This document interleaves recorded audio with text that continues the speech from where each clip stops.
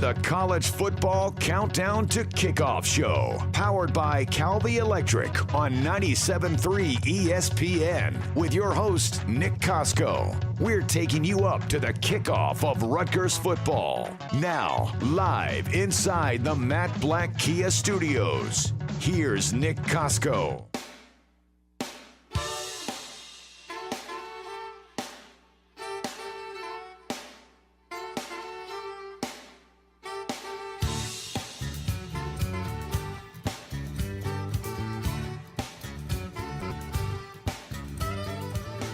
Oh, yeah, let's get ready to rock and roll. College Football Countdown to Kickoff Show, powered by Calvi Electric. I'm your host, Nick Kosko, taking you up to Rutgers football. They take on Michigan today at 3:30. We'll take you up to about 3:15, send you out to the Rutgers IMG Network, where Chris Carlin and Ray Lucas will be standing by. Boy, it's a great day, beautiful day out. A little chilly, but sun is out. Had some high school football last night, high school football today, but we're going to focus on the college stuff right now. Rankings are out. I'll have some thoughts on that. Ross Dellenger of Sports Illustrated will join me in a little bit. We'll talk Kansas. Kansas? Yes, we'll talk about Kansas and possibly Les Miles. Of course, go over the big games of the day. Some have already kicked off, and we'll also discuss the college football playoff rankings as well. Let's get you locked in as we discuss these rankings here. I'm pretty much fine with the top four. I can't say I'm disgusted with it because I honestly it's fine. You have Alabama number 1. That's obvious. They're a juggernaut. Clemson's 2. That's only because they are undefeated and they have the previous pedigree with making the playoff the last 3 years, making the 2 championship games, winning a title, and they've also lost to Alabama 3 years in a row. Or they've played at Alabama 3 years in a row, I should say. Notre Dame's undefeated. I'm fine with them at number 3. It's fine to have your unbeatens up at the top. And Michigan, I think, is firmly slotted at number 4. I'm fine with that. I really am. As I think Michigan right now is the best team in the Big Ten. Now, it's going to remain to be seen based on what you see when they play Ohio State on the road in a couple weeks. That's coming up fast. Oh, man, that's only 2 games. That's only 2 days away. Or 2 weeks away, excuse me. Michigan will play Rutgers today, and, well, they're not going to have any issue with that. I can tell you that right now. That'll be part of my pick segment at the end of the show. But, again, Michigan is by far the best team in the Big Ten. I think they're a lot better than Ohio State right now, at least. Again, it could change when you play at Ohio State, and Jim Harbaugh has yet to beat Ohio State and Urban Meyer. Are they in his head? Maybe a little bit, but they got over the hump so far this year. They've beat Michigan State on the road. They beat Penn State. They thwarted Penn State last week. So all that's left on this so-called revenge tour for Michigan is Ohio State. Right below Michigan is Georgia and Oklahoma. Again, fine with those 2 teams. Georgia bounced back. Kentucky's a good team. You don't take anything away from Kentucky. They're number 11, but they were number 9 last week.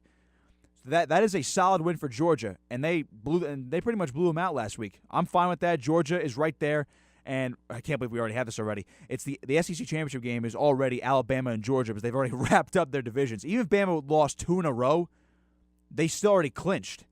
So I believe Auburn has 3 losses and LSU has 2, but obviously Alabama beat LSU.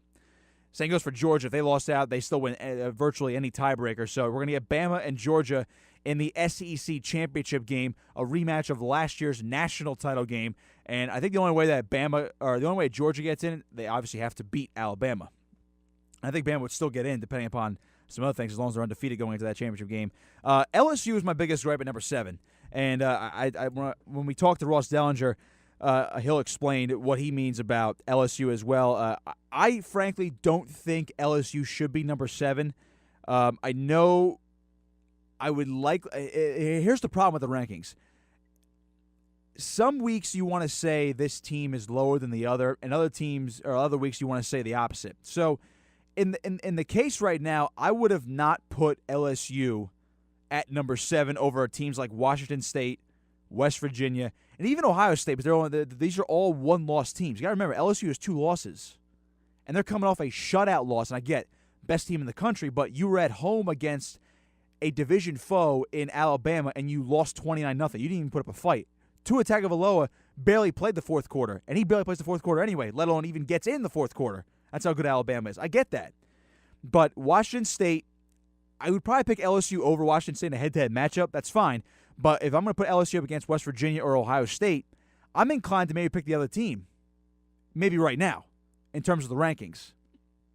So that's really my only gripe. And obviously UCF, I don't know why they're 12. They were 12 last week, which maybe was a little low. And it's actually weird. I'm going to sound hypocritical to my own statement here, but I think UCF should have been higher last week, but they're kind of right where they're supposed to be this week, if that makes any sense. I know it's a little weird to say that, but UCF, despite being undefeated, they do play a non-Power 5 schedule. They're dominating right now, by the way. They're up 35-17 on Navy, and that game is in the fourth quarter, so they're going to be on their way to likely their 9th victory of the season. But I say all the time, if UCF is 13-0, they have to get serious playoff consideration. That'll be 2 years in a row going 13-0, winning your conference championship game. And if you remember last year, they won their bowl game. They won their New Year's Six bowl game. And if anything, it's more impressive this season to be undefeated because they don't have Scott Frost. Mackenzie Milton is not as good this year.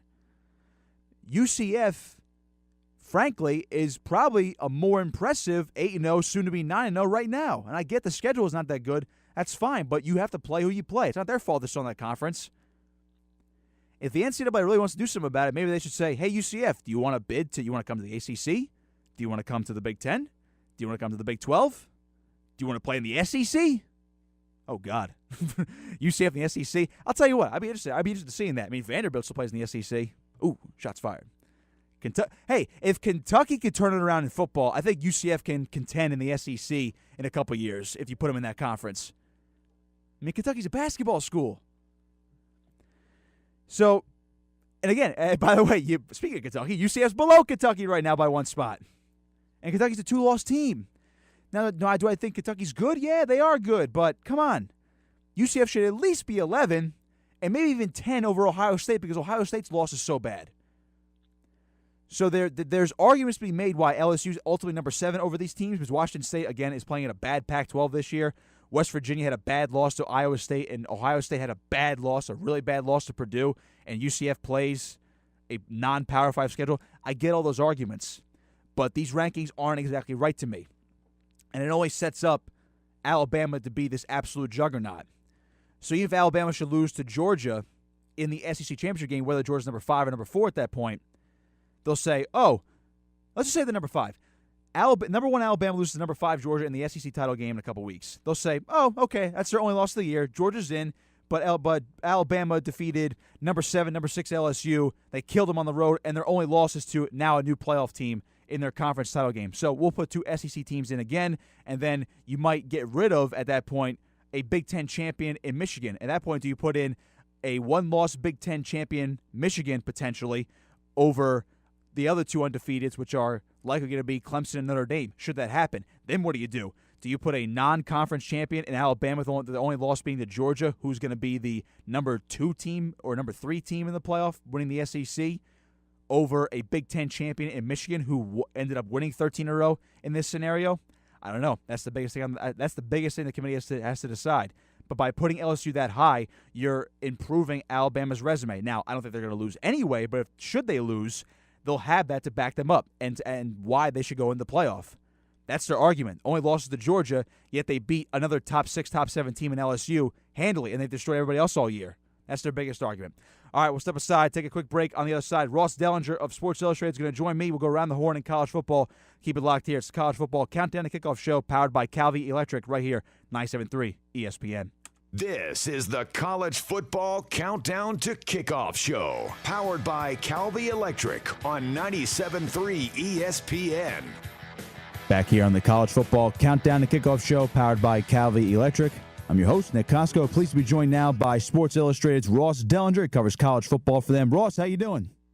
Good. How are y'all? Good. I wanted to jump right into it. Obviously, there's a lot to cover this week. The playoff rankings are kind of taking shape a bit as well. But the biggest thing I had to look at first was Les Miles. This is a distinct possibility. A lot of rumors right now that he might go to Kansas of all places. Just based on your perspective, how real is this? Will Les Miles actually become the new head coach of the Kansas Jayhawks?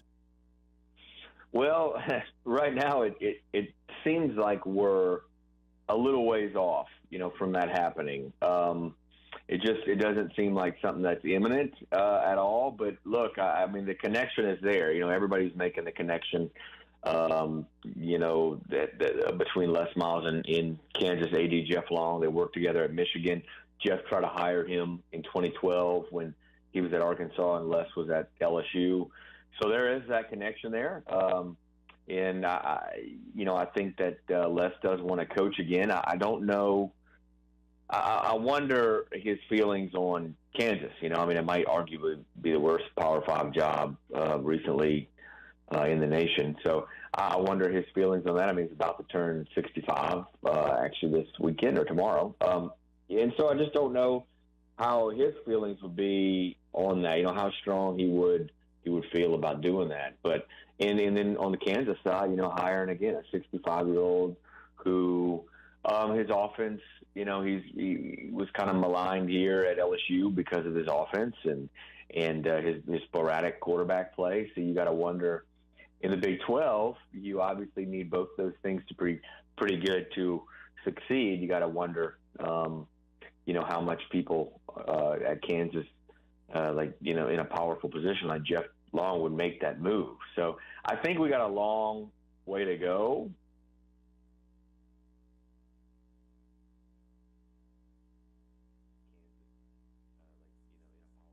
Like Jeff Long would make that move. So I think we got a long way to go, I feel like, and I just don't feel like it's that serious yet. I think there are a lot of different candidates, and I think we're all just kind of making the connection between Les and Jeff Long, and for now, that feels like it's it, Boy, that'd be fascinating if Les Miles goes from LSU to Kansas. All right, next, I have to go with Notre Dame here. It's very interesting because they're in the thick of the playoff race right now, undefeated, but their quarterback, Ian Brock, is out for the game. They're going back to Wimbush at quarterback. I mean, is there a good chance now that Florida State can pull off this upset, and by doing so, a one-loss Notre Dame is likely out of the playoff? Do you see an upset possibly happening now this weekend?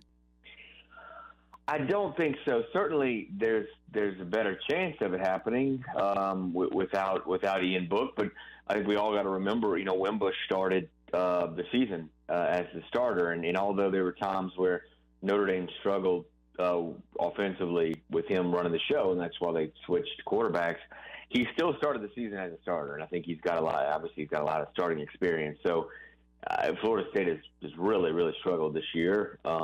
If they can't beat Florida State at home with a normal backup quarterback, that would be somewhat concerning. Now they got a backup quarterback that's playing that's really a starter, and he might not be as talented, as accurate, might not have the playmaking ability that Ian Book does, but Wimbush is virtually a starting quarterback, and I wouldn't think Notre Dame would have too much trouble at home, but certainly it causes a little pause, and certainly you think it'd be maybe a little closer of a game. Notre Dame's offense might not be as explosive, but certainly they should still win.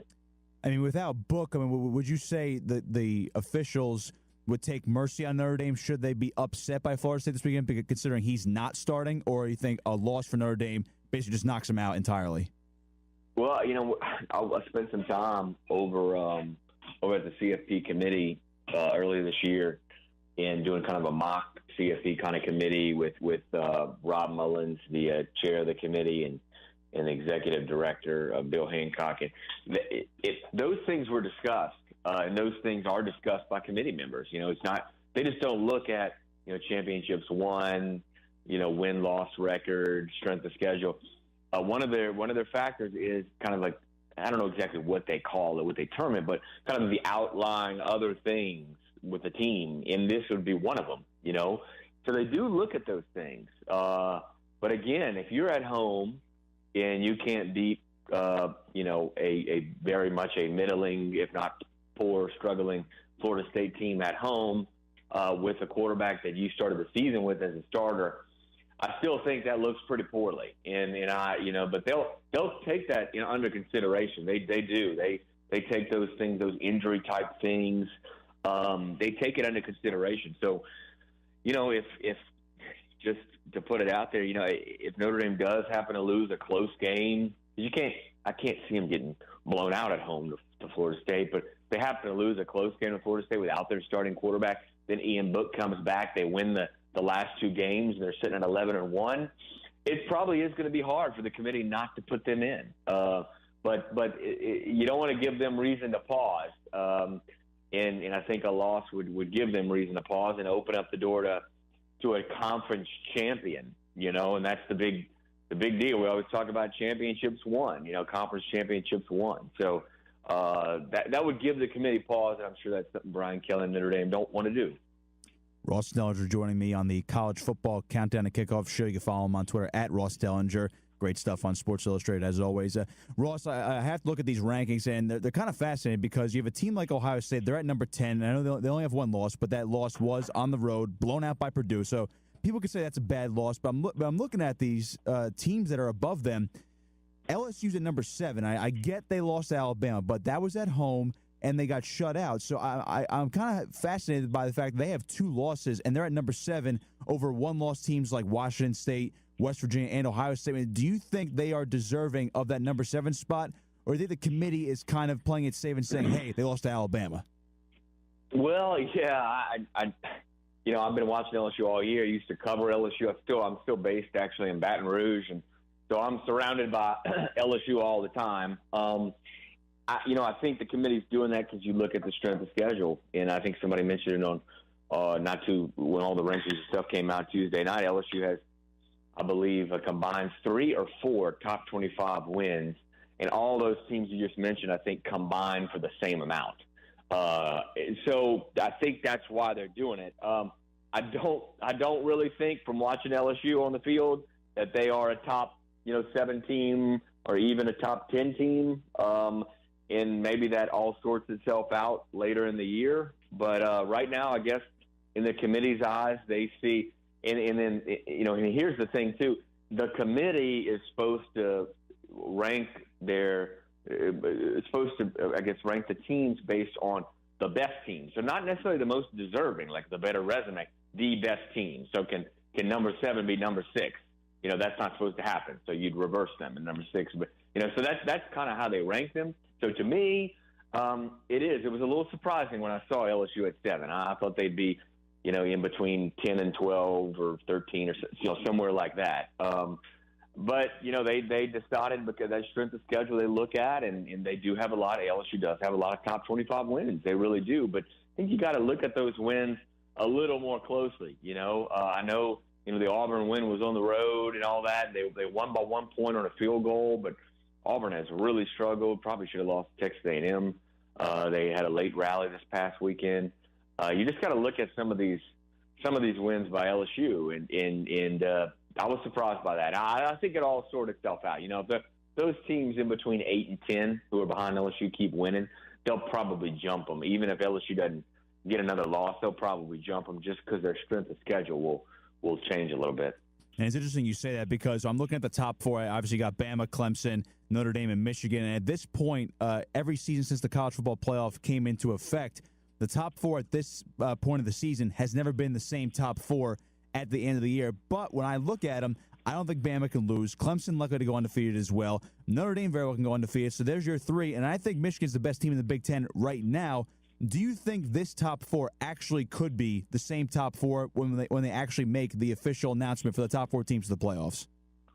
Well, we all love to see chaos, and I'm right there with it. And you just went through them all, and I do agree with the first 2. It's really tough to see Alabama or Clemson losing. It just feels like they are on pace to be number 1 seed, number 2 seed, and undefeated. Notre Dame, we just talked about Florida State. They should win at home, but later this year they play Syracuse. They've kind of been on the road. They play them in Yankee Stadium, so not at home. It's going to be cold, and that could be an interesting game. They have to go play out in L.A., go all the way across the country to an SC team that's pretty talented, but not playing very well this year, but pretty talented. I can totally see Notre Dame dropping a game. And the same kind of goes for Michigan. They have to go, as we all know, they have to go on the road, play at Ohio State, and that's that's going to be a big one, and that is a game I could totally see them losing as well. So if I had to guess right now, I would say the top four changes. I'd say there's at least one new team in there, whether that be Oklahoma or West Virginia, the Big 12, whoever the Big 12 champion is, or Ohio State maybe coming in there if they end up knocking off and beating Michigan. I'll say maybe three of the four stay the same, but there's probably going to be a new one in there, just given the history of chaos in college football. It's actually fascinating you say that because West Virginia, I thought they were done after they lost to Iowa State, but because Oklahoma's a one-loss team, do you actually think, I'll throw this at you too, do you think the Big 12 champion, whether it be West Virginia or Oklahoma, has a much better shot, I'm sure they do, over a team like UCF, which I was actually going to point this out? I think they've been treated unfairly by the committee, but obviously you have to weigh strength of schedule. But if they go 13-0 and win a back-to-back conference championships, I would have to think that UCF should at least be in the conversation, right? They should. I mean, in my view of it too is, and even before the college football playoff, we were talking about probably 10 years ago during the BCS. I've always kind of held the theory that it should be 8 teams, and the group of 5 should have an automatic qualifier as the 8th seed. You got to give them something to play for, and this is a good example of why. UCF has done some incredible stuff over the last 2 years, and for them to get left out again and have to, go to this just really a meaningless bowl game just doesn't seem fair. So they certainly need to be in the conversation, but they're going to lose out in the conversation. They just are. I mean, an Oklahoma or one-loss West Virginia or one-loss Ohio State or one-loss Michigan is going to be in front of them. And it's just, yes, it's based on strength of schedule. And you look at their strength of schedule at UCF, and it's not great, and I know they can't control that necessarily, but that's just kind of the way it is, and that's why I think it'd be really great if we had an 18 playoff and each Power 5 championship game winner gets an automatic bid for 5 seeds, and you give the group of 5, the best group of 5 team, the 8th seed, and then you have 2 at large. I'd love to see that eventually in college football. I mean, that'd be fascinating. I think we're due for expansion at least a few years down the road. I think it's what everybody wants, and it's fair game for everybody. Ross Dellenger joining me from Sports Illustrated. Last one for you, Ross. I'm fascinated because I actually do like watching Alabama. I love rooting for Alabama just simply because everybody hates Alabama. But I feel like we mention this every week. I mean, who stops them? They are such a juggernaut, and I feel like last week was the week that they were going to possibly lose to LSU, and they go out and shut them out on the road. I mean, does anybody actually even come close to beating Alabama this year? I mean, they haven't played in a competitive game all year, and already the SEC championship game is set up between them and Georgia because they've clinched their divisions. I mean, does Georgia even have a shot at them? It'd be tough to see. I mean, it's the same Georgia team that went on the road at Tiger Stadium and lost by 20 points, a place that Alabama won by 29. So and I know every game's different, but Georgia does. I'll say this: when you look at athletically, the teams that have a chance athletically, talent-wise, to hang around, and Georgia's one of them with Alabama. Well, Georgia's one of them, but we thought LSU was one of them as well. And it was 22-0 in the third quarter, and Tua Tagovailoa doesn't really have to play the fourth quarter. He did take a few snaps, but didn't really even have to play the fourth quarter. So we thought that athletically LSU could hang around. They didn't. I think athletically Georgia could hang around. I guess we'll see. I think talent-wise Georgia's right there with Alabama when you look at recruiting rankings and things like that. But beyond that, I really do believe this. The game for Alabama at LSU, because of LSU's athleticism, especially their defense, and because of the night atmosphere and the environment on the road in Tiger Stadium, that might have been their toughest game of the season. Wow. And I'm including potential playoff games in there, and they won 29-0. So it seems like they're a runaway train and nobody's stopping them. Wow, that's unbelievable. Ross Dellenger, kind enough to join me today. You can follow him on Twitter at Ross Dellenger. Catch his stuff on Sports Illustrated or SI.com. Ross, appreciate the time as always, and We'll see if anybody can stop the runaway train that is Alabama. See if these I actually hope there's chaos for you coming in a couple weeks for the college football playoff. All right, I'm rooting for it too. Thanks. All right, that was Ross Dellenger of Sports Illustrated. Once again, you can follow him on Twitter at Ross Dellenger. Catch his stuff on Sports Illustrated. We'll take a quick break. On the other side, picks coming up. We'll lead you into Rutgers football as well as they take on Michigan today. Keep it locked here. College football countdown to kickoff show powered by Calvi Electric right here at 97.3 ESPN. This is the College Football Countdown to Kickoff Show, powered by Calvi Electric on 97.3 ESPN. Back here on the College Football Countdown to Kickoff Show, powered by Calvi Electric. Nick Kosko with you. Got about 8 minutes to go here, and we'll lead you into Rutgers football. Take on Michigan this afternoon right here at 3:30. Catch it right here on 97.3 ESPN. Chris Carlin and Ray Lucas will be on the call for that one. Just to break that game down a little bit, I mean, obviously there's really not much to break down other than Rutgers had a okay game last week against Wisconsin, but you know that 31-17 score is a little misleading because they were never in that game till garbage time, and then they looked better. I know Sikowski looked better for all you Rutgers fans out there. He looked better, I think so. He hasn't turned the ball over much as of late, but when I guess if you can combine the fact that they were close against Northwestern and they were, I guess, a little competitive in terms of the scoreboard against Wisconsin on the road, it looks a little better, but nonetheless, they are still 1-8 with 3 games to go, and they have Michigan this week. They have Penn State in Piscataway next week, and then when you look at what they have to go at Michigan State the final week of the year. I mean, this team is going to finish 1-11. There's no ifs, ands, or buts about that. It's unfortunate, but hey, that's the reality of the situation. Michigan, in some outlets, they're a 40-point favorite today on the road. 39 in others. I would still take Michigan with the points. I'm telling you right now, Michigan is not going to take their foot off the gas. They could easily win by 35, and it's they win let's say 50-15 or whatever. They can win 45-7, and then that's all she wrote. Win by 42 points and actually cover that way. But this is a team that if they're shutting them out, they're going to do this. They're going to keep their foot on the gas pedal. You go back a couple years ago, just 2 years ago, Jim Harbaugh's second year with Michigan. They come to Piscataway. It's another blackout game for Rutgers. Decent crowd on hand. That's when they tried their stripe out, actually. I forgot about that. I forgot about the stripe out attempt for Rutgers. It was a very poor attempt because the rain affected everything, too. It was a bad night. And that was on national television. And Michigan won 78-0. I'm not saying they ran up the score because even Michigan's third stringers were better than Rutgers that year, and they very well could be the same thing come today. Now, I hate to just keep ragging on my school, but you need to wait till next year to see if there's actual progress with this team with all the young bucks they have. And I know Sikowski got Rutgers fans fired up the other day when he was on Chris Ash's show, his radio show each week, which is it's up in Edison or something. It's at a restaurant. It's called the Quaker Steak and Lube. But you had Chris Carlin and Eric LeGrand interviewing Sikowski in the middle of the show. And, he says, I got to say, he does say all the right things. The dude is really calm, cool, and collected when it comes to dealing with the media.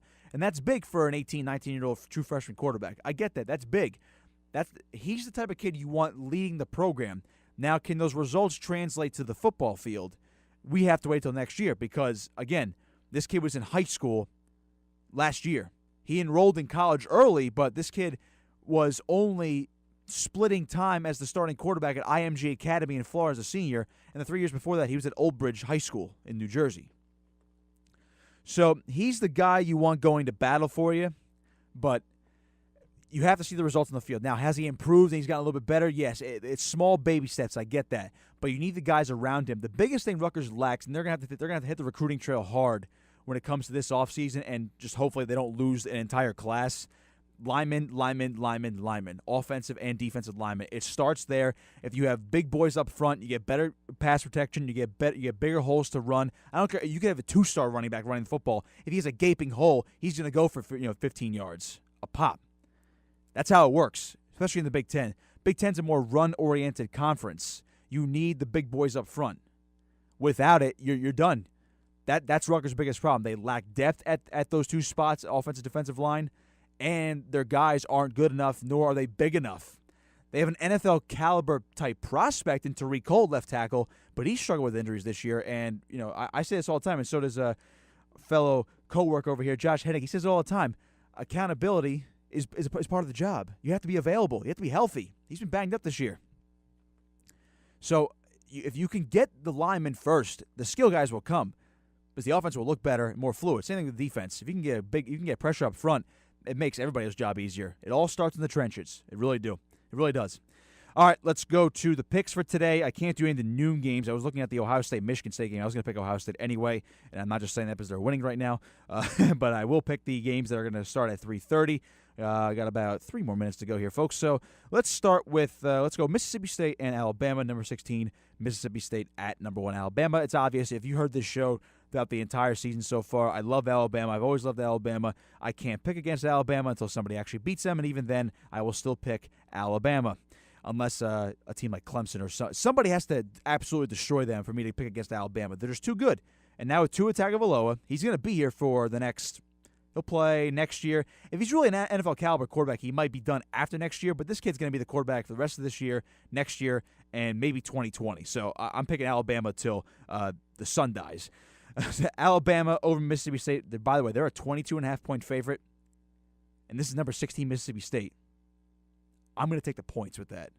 I know Josh and I are discussing taking points in some of the games on right now. I think Navy just covered, by the way, which is making Josh very happy on his parlay. I'm going to take Alabama and the points today. I'll give you folks a little extra juice today. I usually just pick the winner straight up. I'll go Alabama and the points today. 22.5 at home. I mean, they shut out LSU 29-0 on the road last week. Give me Bama the points.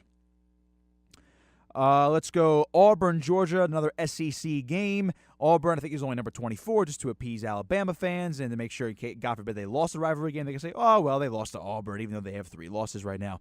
Auburn, number 24, number 5, Georgia. Georgia's going to play in the SEC title game. We know this is with Alabama. That's tonight. Georgia's minus 13.